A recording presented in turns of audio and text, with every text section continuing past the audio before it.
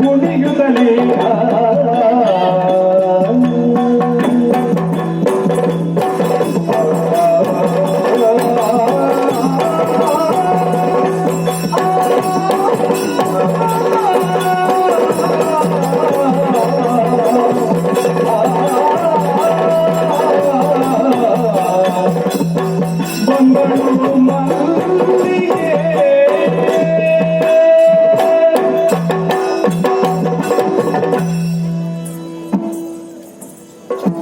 ಸ್ವಾಮಿ ದೇವರೇ, ಸದಾ ಸರ್ವದಾ ನೀನೇ ಕಾಪಾಡು. ಇದೆಲ್ಲ ಏನಾದದ್ದು? ಮಲ್ಲಿಗೆಯ ಮನೆಯಲ್ಲಿ ಮಲ್ಲಿಗೆ ಕುಳಿತುಕೊಳ್ಳುವಂತ ಇದು ಆಸನ. ಈ ಹೆಣ್ಮಕ್ಕಳಲ್ಲಿ ಏನೆಲ್ಲ ಮಾಡಿ ಹಾಕಿದ್ದಾರೆ ಅಂತ ಒಂದು ಕೂಡ ಸರಿ ಇಲ್ಲ. ಮುರಿದು ಹೋಗಿತ್ತ ಅಂತ. ಅಮ್ಮ ದೇವರೇ, ಇದು ಕಲಿಯುಗ. ಈ ಕಲಿಯುಗದಲ್ಲಿ ಹಾಗಾಗುತ್ತಾ? ದೇವರನ್ನು ಕಾಣುವಾಗ ಸ್ವಾಮಿ ದೇವರ ನೀನೇ ರಕ್ಷಣೆ ಮಾಡು. ಇನ್ನು ನಿನ್ನ ಇದು ವಿಷಯವೇ ಬೇಡ ಅಂತ ಕೋಟಿ ಸಾಲ ಕೊಟ್ಟಿದ್ದೇನೆ. ಒಮ್ಮೆಲೆ ಸಿಕ್ಕಿದ್ರೆ ಎಷ್ಟು ಸಂತೋಷ ಪಡ್ತಾರೆ ಕೆಲವರೆಲ್ಲ.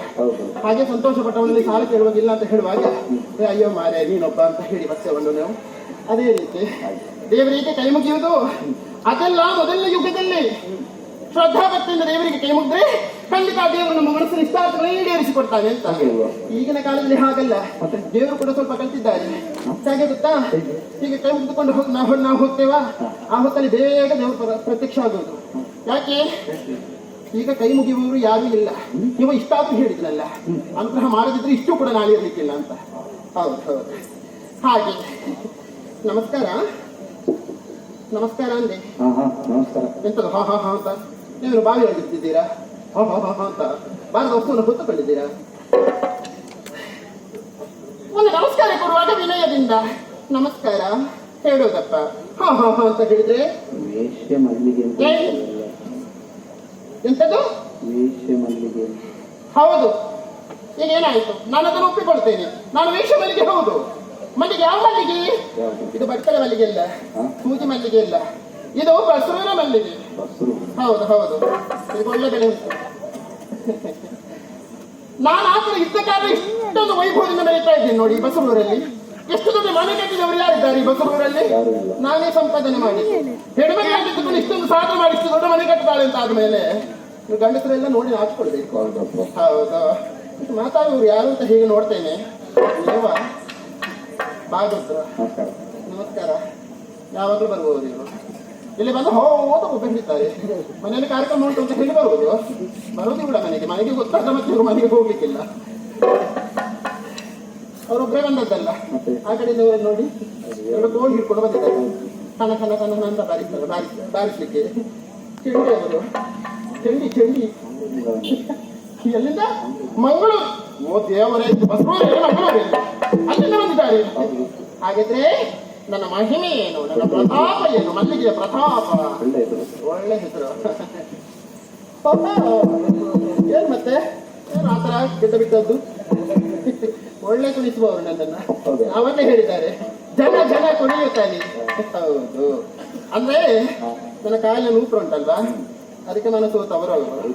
ಮಲ್ಲಿಗೆಯಲ್ಲಿರುವಂತಹ ನೂಪುರ ಬೇರೆ ಯಾರಲ್ಲಿಯೂ ಇಲ್ಲ ಅಂತ. ಸಂತೋಷ. ಎಲ್ಲರೂ ಬಂದಿದ್ದೀರಿ.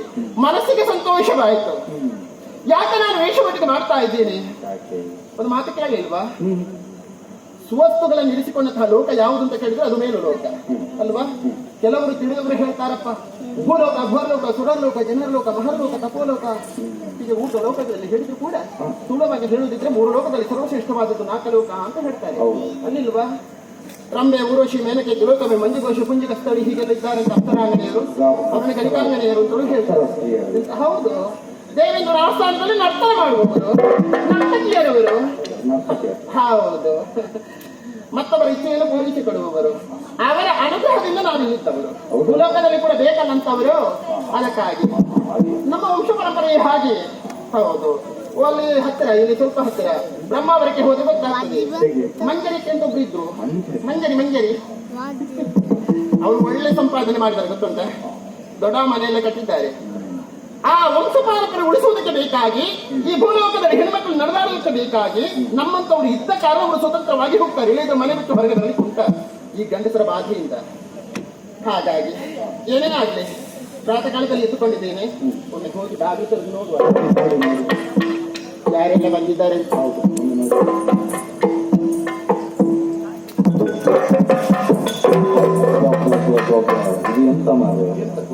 ಇವತ್ತೆಂಟು ವಾರ ಭಾನುವಾರವಾ?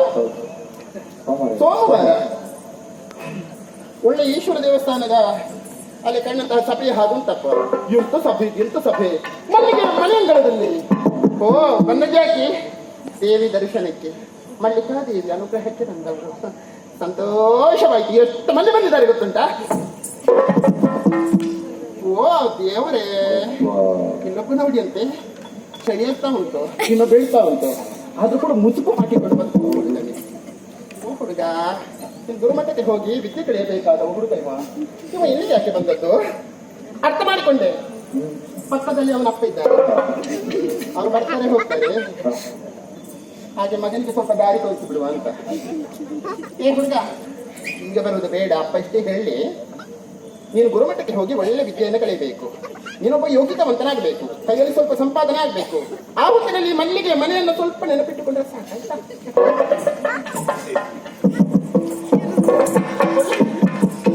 ವಾಕಡಿಗೆ ನೋಡ್ಬಾರ್ದ? ಅದ್ಯಾರು? ವಯಸ್ಸಾದಂತಹ ವೃದ್ಧಾಪ್ಯರೊಬ್ರು, ಮುದುಕರು ಹೌದು, 4 ಕಣ್ಣು ಉಂಟು, ಹೀಗೆ ಮಾಡಿ ನೋಡ್ತಾ ಇದ್ದಾರೆ, ಮುಕ್ಕು ಹಾಕಿಕೊಂಡಿದ್ದಾರೆ. ಅಪ್ಪ ಅಯ್ಯೋ, ನಗೂದದು ಇಡೀ ಶಿಶುನಗರನ ಕಡೆಗೆ ಹಾಗೆ ಕಾಣ್ತಾ ಉಂಟಪ್ಪ. ಅಲ್ಲದೆ ಹಾಕೊಳ್ಳಿ. ಹಾಗಾದ್ರೆ ಏನಿದ್ರು ಅರ್ಥ? ಯಾಕೆ ಅವರು ಆ ರೀತಿಯಾಗಿ ನಗ್ತಾ ಇದ್ದಾರೆ? ಕಾರಣ ಉಂಟು. ನಾನು ಯೌವನವಂತನಾಗಿರುವಂತಹ ಸಂದರ್ಭ, ಇಂಥ ಹುಡುಗಿ ಸಿಗುತ್ತಿದ್ರೆ ಬಹಳ ಒಳ್ಳೆಯದಿತ್ತು ಅಂತ ಯೋಚನೆ ಮಾಡ್ತಾ ಇದ್ದಾರೆ.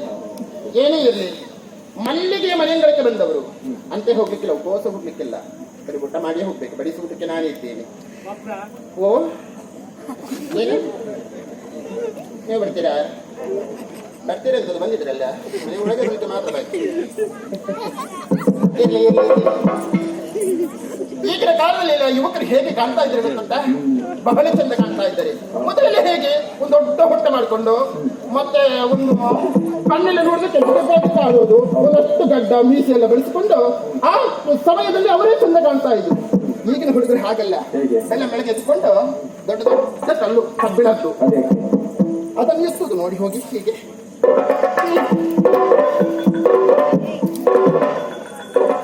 ಹೊಟ್ಟೆಯೂ ಹೋಯಿತು, ಎಲ್ಲವೂ ಹೋಯಿತು.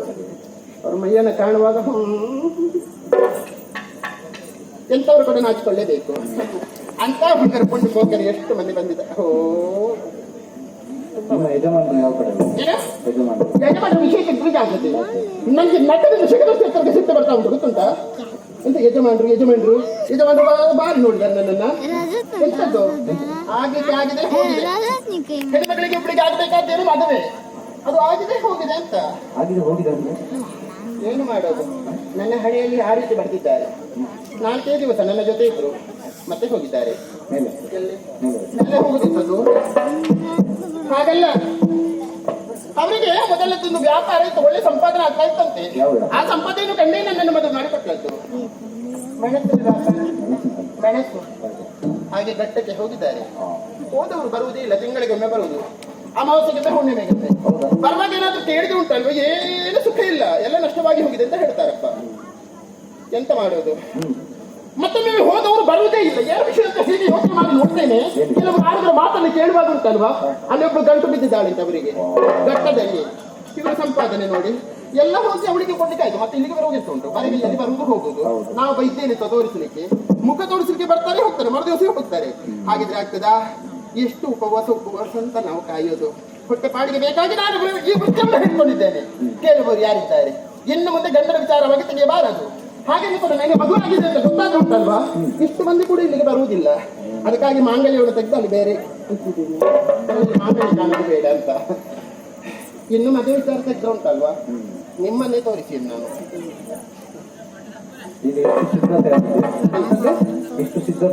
ಬೇಕಪ್ಪ, ನಾವೆಲ್ಲ ಸಿದ್ಧತೆ ಆಗಿದೆ. ಮತ್ತೆ ನಮಗೆ ಬೆಳಗ್ಗೆ ಎದ್ದು ನಮಗೆ ಕೆಲಸವೇ ಇದೆ.